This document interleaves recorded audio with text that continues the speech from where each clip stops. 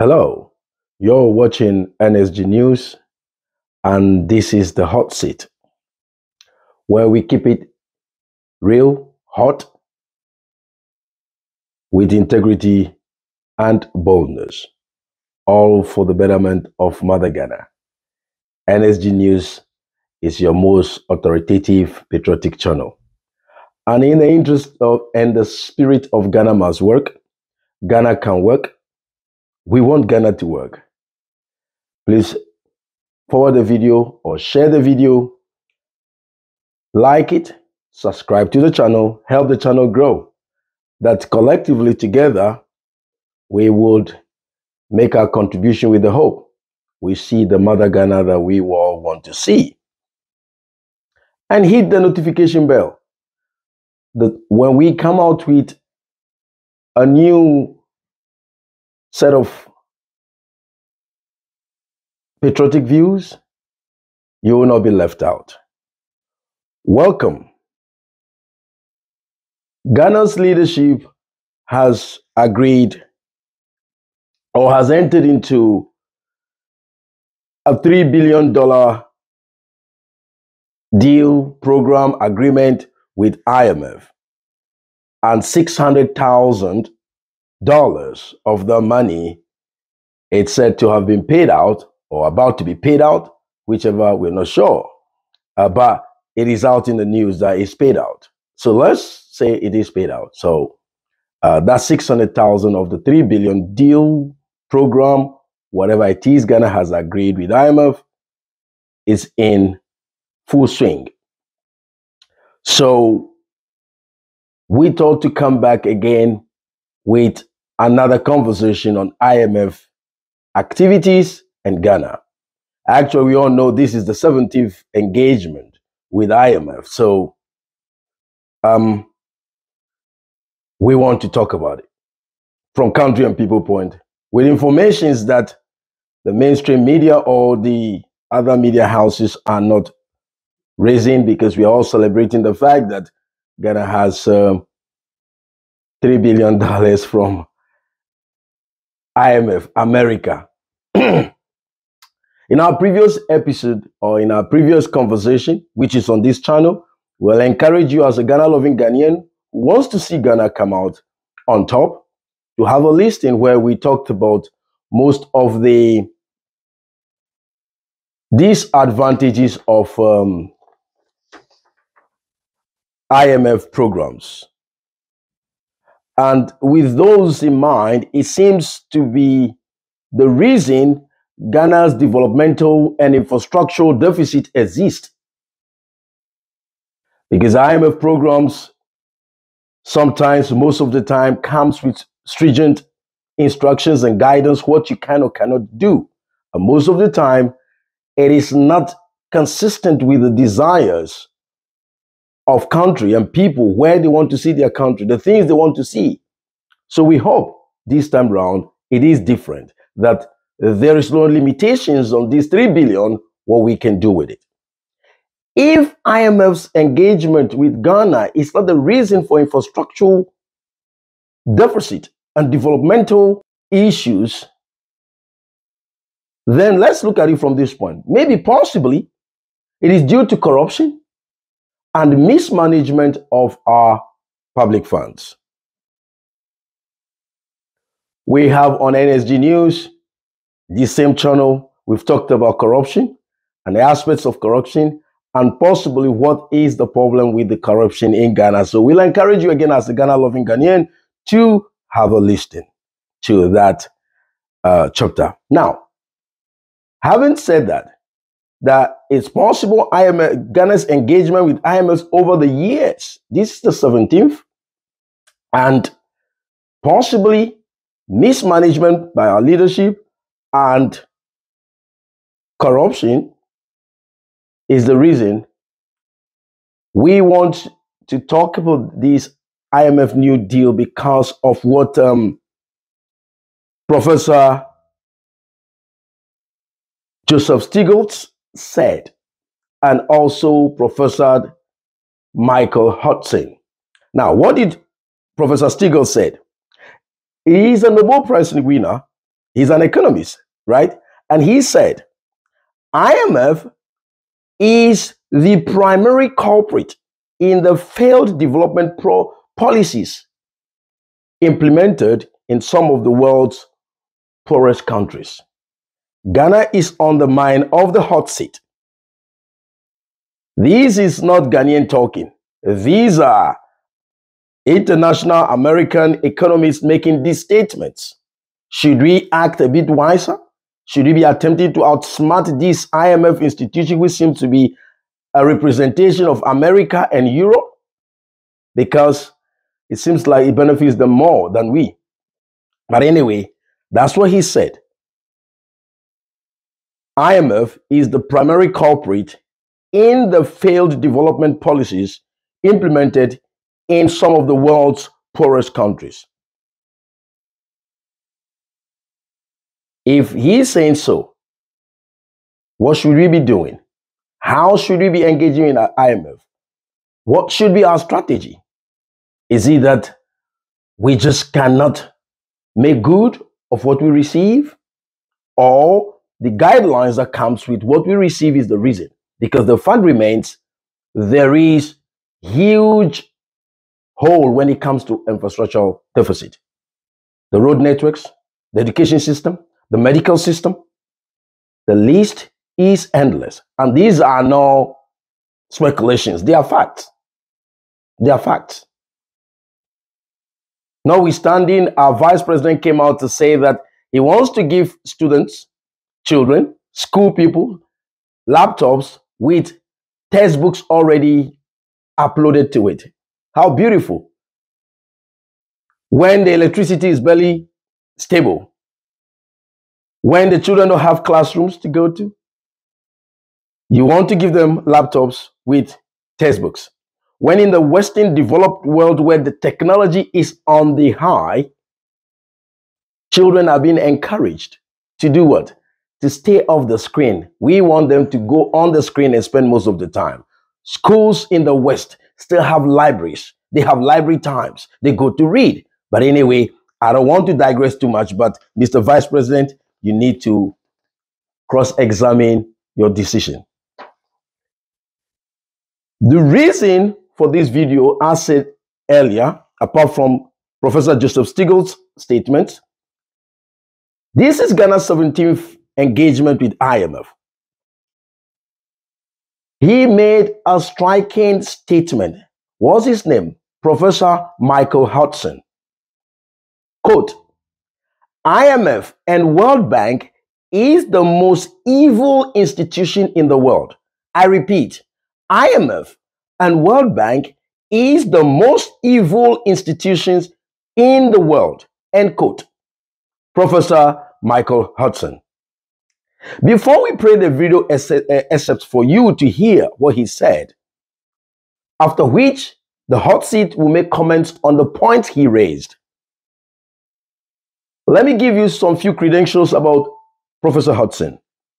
Professor Hudson, an American economist and a professor at the University of Missouri in Kansas City, an author and a researcher, former Wall Street analyst, political consultant, a commentator, and a journalist.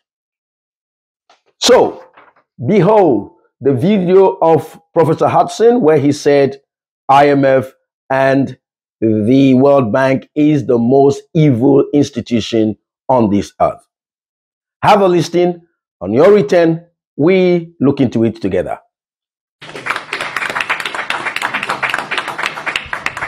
So, questions from the audience. I wonder if we should just take a few, and then we can respond to them all together.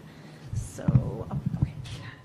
Thank you. I have a question. What's the difference between the U.S. debt and the debt that African nations own? Because the U.S. debt doesn't keep the U.S. from being one of the leading powers of the world, but then African nations can't make it because of that debt that is strangling them. Okay. The first question is a very important question. What makes African and third world debt different from the American debt? Number one, America is never going to pay its debts. It doesn't have to. Its debts are in its own currency. We can simply print it. The African debt is not in its currency. The African debt is in US dollars. Africa has to earn the US dollars, and the only way it can earn the US dollars is not to be assassinated for growing its own food and becoming independent and doing something that the United States does not like. The principle underlying the foundation of the World Bank, the International Bank for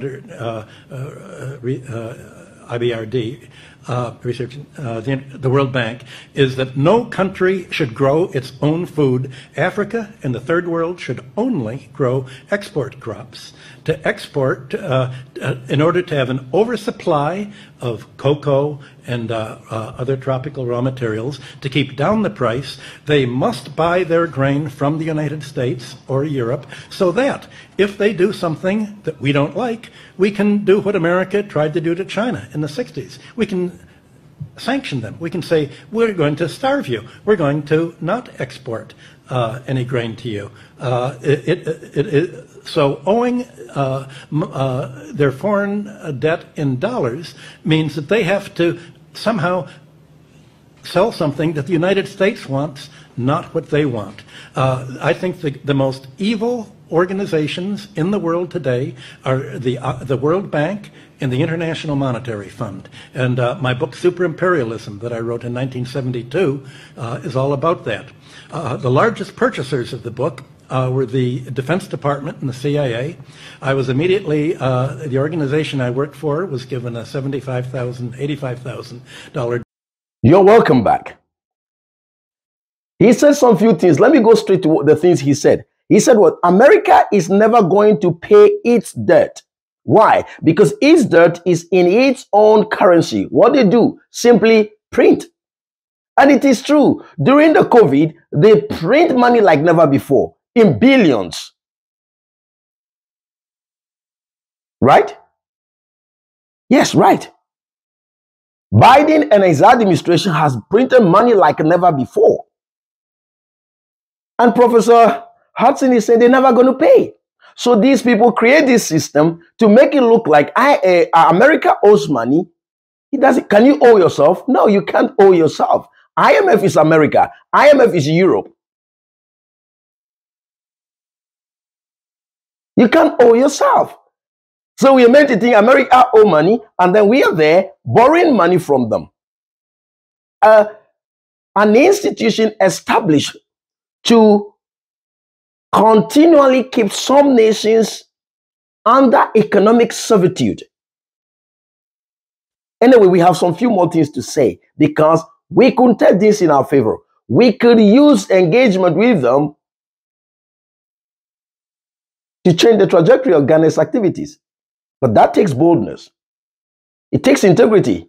It takes patriotism to do so because we are yet to feel the full force of what has been received from IMF, World Bank, and all the aids. We are yet to feel it on the roads. We are yet to feel it in our education system. We are yet to feel it in our medical system. Anyone that says Ghana is doing very well, if that person is possibly a corrupt individual because he might be talking only about Accra, maybe possibly Kumasi or Tamale, maybe Volta region, because development doesn't mean only Accra. We're talking about the whole Ghana. And the deficit is huge, infrastructurally, developmentally. We know it, and we are in denial. That's not good enough. But anyway, so he said America just have to print. So what is Ghana's central bank doing? Why can't somebody creates their system and then we have come to participate in it? You think it's for our benefit? We've stated this before. The hot seat have stated this before, and we're going to say it again. The economics and the economy of the Western world is set up in a way to disadvantage Ghana and Africa for that matter. The next thing he said is, you try to grow your own food. The IMF system means you try to grow your own food, you are assassinated. Could that be the reason why our leaders play dumb sometimes, as though they make decisions, unreasonable decisions?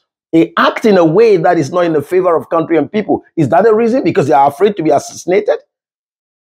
Could what Professor Hudson is saying be true?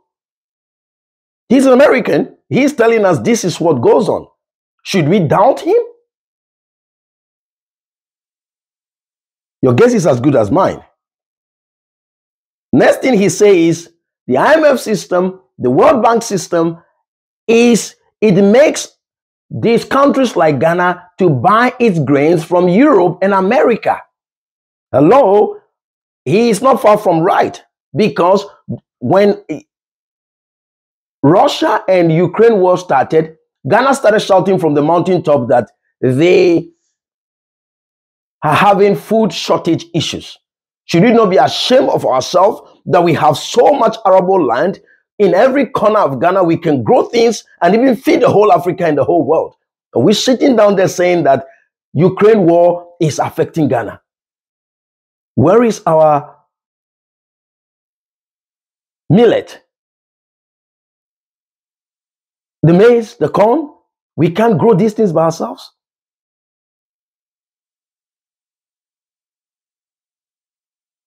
So no wonder our government was shouting from the mountaintop that, because it looks like more than half of our grain comes from Europe and America, or Russia and Ukraine.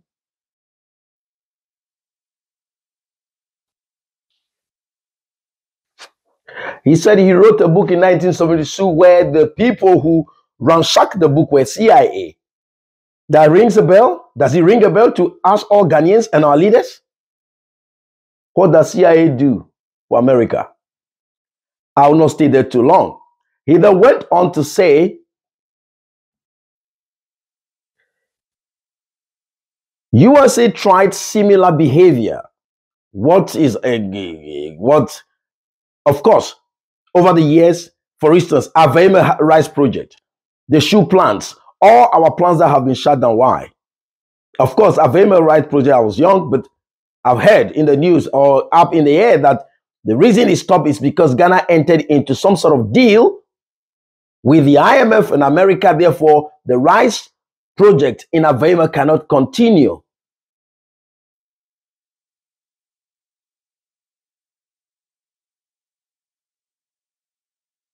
Now, he mentioned China, so we want to stay with China for a minute.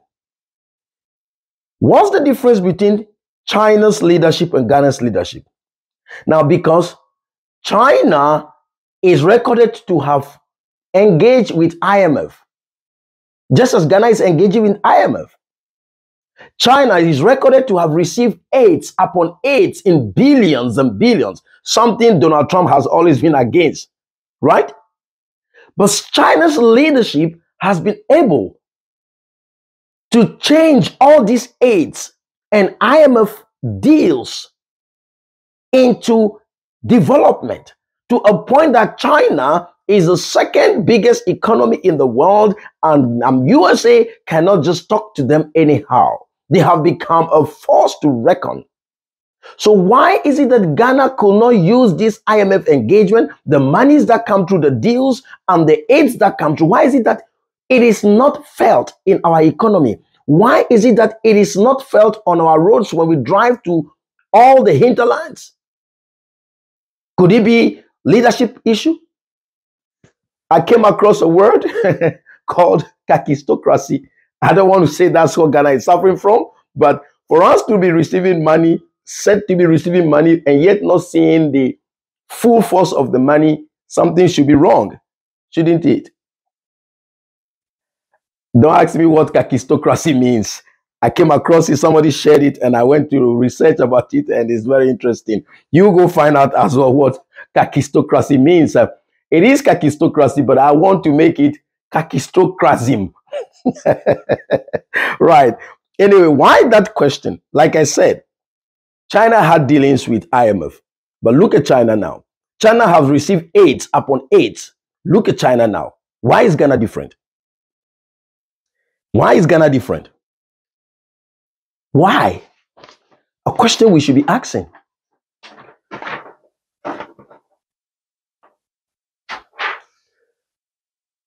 Professor Atta Edu says something. He said that everything the West is us, referring to our raw materials. She is saying all that we see in the Western world is us, came from us. Now, if I'm making available to an individual, an institution, materials, raw materials, that makes this institution look good. In effect, there is an engagement. There's a way this individual or institution receives these raw materials from me. There is terms of engagement. It's either the terms of engagement or the way this individual or institution receives these raw materials from me is not favorable to me, or the value I receive for the materials I have provided, I am misusing it, mismanaging it, or I am acting in a funny, interesting way with the value. That is why you can't see it around me. Could that be what is going on with Ghana? Gold, cocoa, bauxite, the list, manganese. Come on now.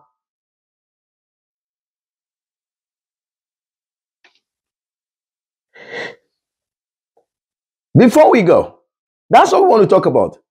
The video from Professor Hudson referring to IMF and the World Bank as the most evil institution is the reason we are making this video, to draw Ghana's attention to it. Are we dealing with the devil? These are not my words. If dealing with IMF and the World Bank is indispensable, okay, means we don't have any choice. Why can't Ghana and its leadership do what China has done? Because they took loans for IMF. They received aid from the West. But look at them now. It's not only China. There are other nations in Europe, in Asia, who have worked their way to the top. Why can't we work our way to the top? Where we have become a formidable nation that we are not just giving something and say, shut up. But rather, we sit at the table with confidence and boldness, teaching our children to understand that we bring to the table equally what they might be bringing to the table. But the last time I checked, we bring more to the table. The raw materials.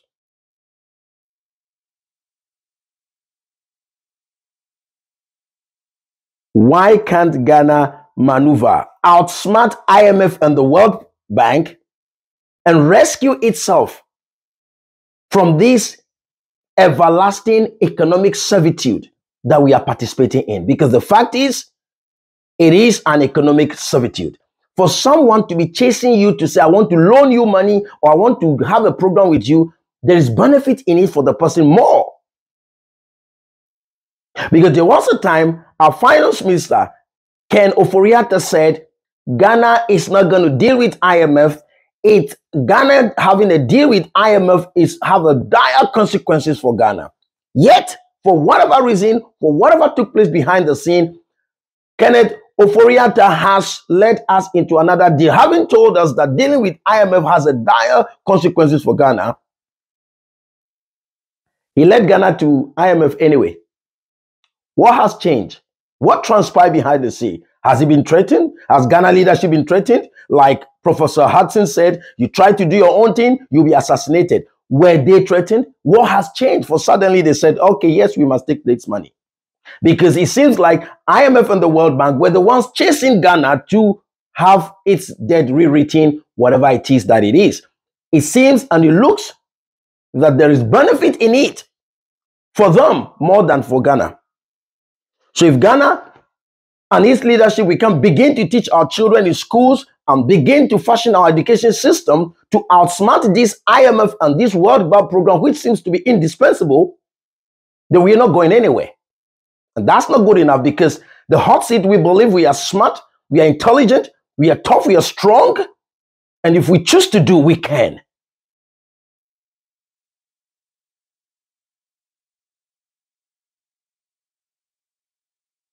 So what exactly is Ghana's problem? If other nations have dealt with IMF and the World Bank and has received aid from the West, yet they have come to the top. What is Ghana's problem? Is it leadership problem? Education system problem? Is it selfish mentality and mindset? Is it our traditions? Is it tribalism? Is it corruption driven by wickedness? What at all is Ghana's problem? That we've been going to IMF for the past years, and this time is the 17th time, yet our roads are broken to the core. Even the ones we inherited are nowhere to be found. What is the problem? Leave your comment. As a Ghana-loving Ghanaian, don't listen to this and walk off. Let's share ideas. Let's see what we can do. Because the Ghanaians abroad, what has changed? They are still Ghanaians as normal. But suddenly they have become effective. They have become efficient because there's a system in place. Anyway, that's all we have for you. Till we come your way, remember to share the video to other Ghana-loving Ghanaians and any interested parties. Like the channel, subscribe to it, and click the notification bell. And when we come out with yet another patriotic views from country and people point, you will not be left out. God bless Mother Ghana. Long live the Fourth Republic. I'm your host, Im. Bye for now.